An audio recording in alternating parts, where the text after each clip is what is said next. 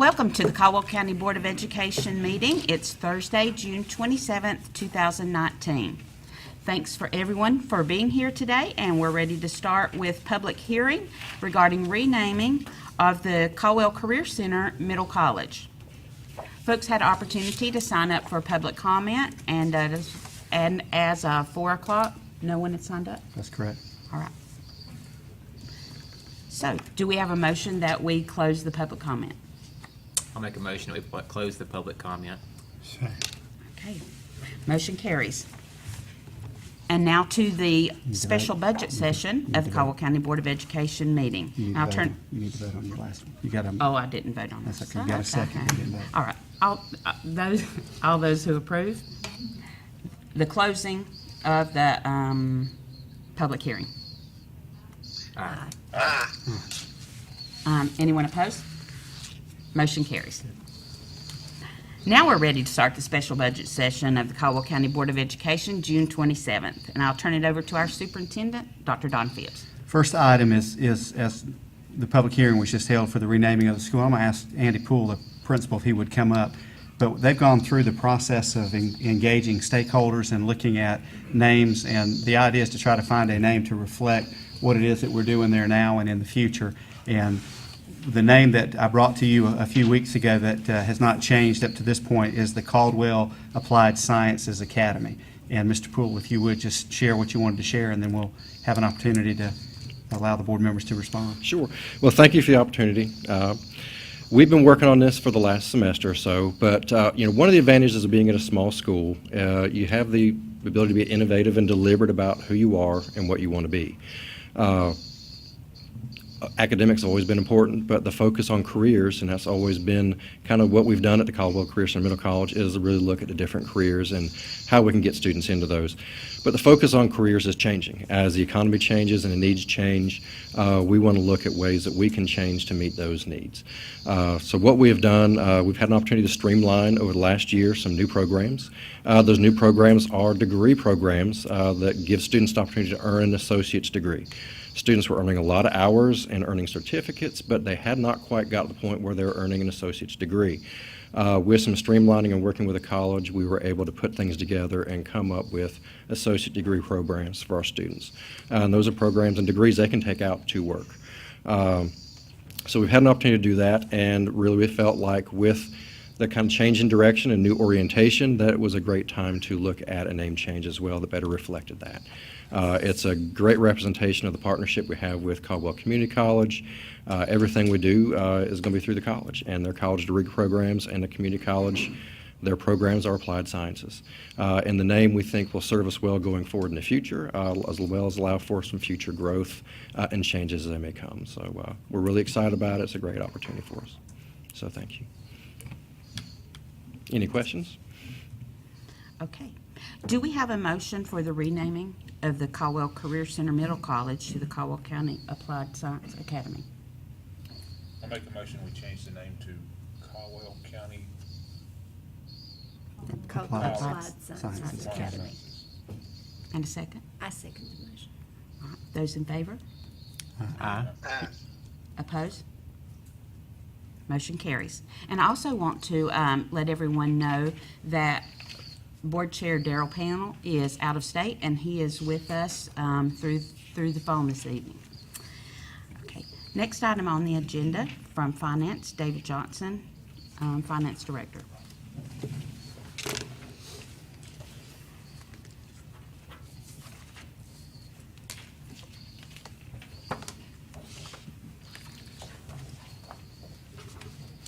Good evening. Vice Chair Branch, board members, Dr. Phipps. I have two items tonight for your approval. The first one is an interim budget request. It is for the 2019-2020 school year. General Statute 115C 434 requires that in the event the state or we're held up by the state for adopting a budget, that we have an interim budget in place.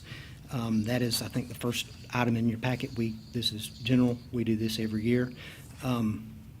I'd like to request your approval for an interim budget.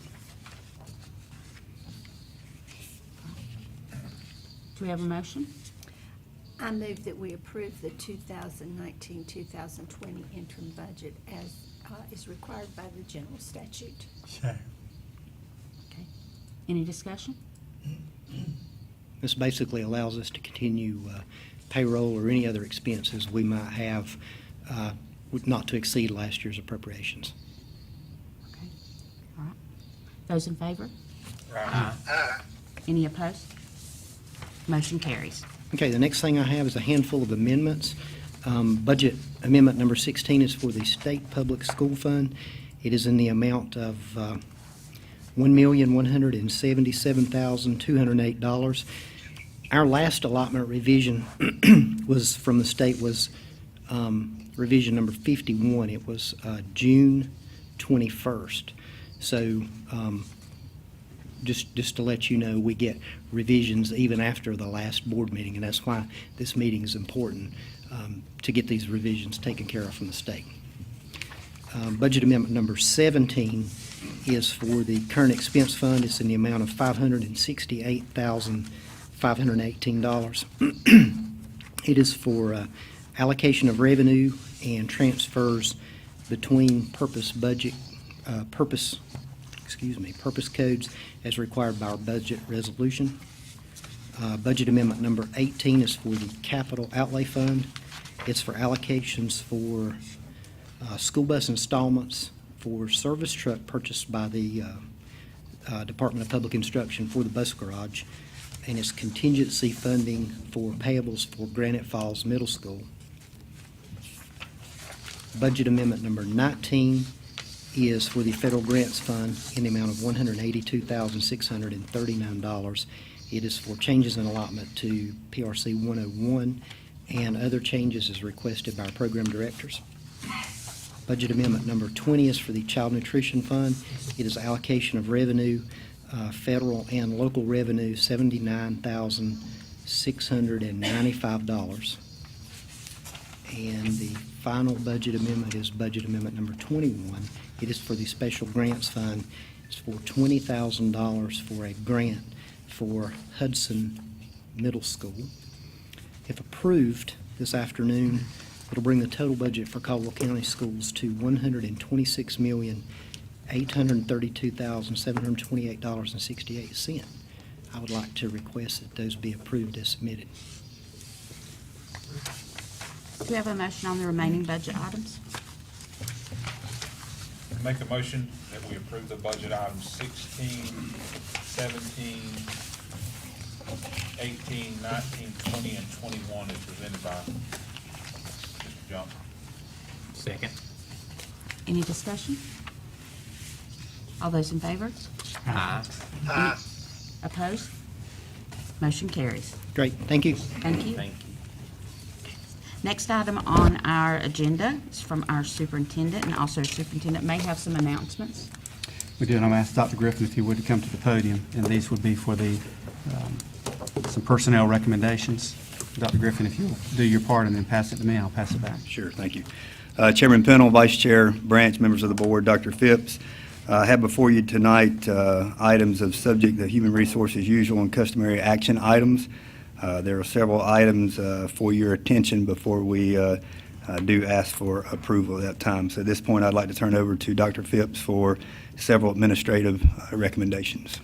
We had 4 open assistant principal positions that we've interviewed for, and I'm bringing to you tonight recommendations for those positions. These would be 2-year assistant principal contracts. First is Jenny Fry to Davenport Elementary School, A+ Elementary School, Jill Pippin to West Caldwell High School, Courtney Saunders to Granite Falls Elementary, and Jennifer Deneen to Gamewell Middle School.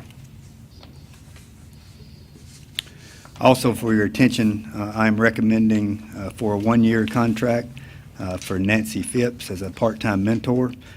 Before ask for approval of that action item, I'd like to revert to Board Policy 7100, Recruitment and Selection of Personnel. Section E, 2B, C, and D subsections, and that is a nepotism law that we have in that policy. And that policy states that before an immediate family of any Board of Education member or central office staff administrator is employed by the board or engaged in any capacity as an employee, independent contractor, or otherwise, the board member or central office staff administrator must disclose the family relationship to the board in open session. And Ms. Phipps is the wife of our superintendent, Dr. Don Phipps. I'd like to also say that during this process, our superintendent was not in any capacity part of the hiring process in which the selection was made of that person. Also in subsection C, it does state that when making a recommendation for the selection and assignment of personnel, the superintendent shall attempt to avoid situations in which one employee occupies a position he or she has influence over an employment status, including hiring, salary, or promotion of another employee who is a member of the first employee's immediate family. Again, that recommendation is made by me as assistant superintendent, not our superintendent. And also subsection D of section E says that no administrative or supervisory personnel may directly supervise a member of his or her immediate family. Any expectations to this provision must be recommended by the superintendent and approved by the board. Ms. Phipps would be, her direct supervisor would be myself, and she does fall in my department. So that is my recommendation on that. So for the action items of the persons that were recommended for employment, at this point, I respectfully ask for your approval of that motion. Do you have the one on the bottom we need to do now, or is that later? We can. It is part of the packet. We're also recommending Ms. Audrey Glenn as Administrative Assistant to the Human Resources Department. Any questions? Okay, that's what I thought this. Do we have a motion regarding these personnel recommendations? As Vice Chair, I make a motion that we approve the personnel recommendations as presented by Dr. Griffin. Do we have a second? The motion. All right, any discussion? Those in favor? Aye. Anyone opposed? Motion carries. Thank you.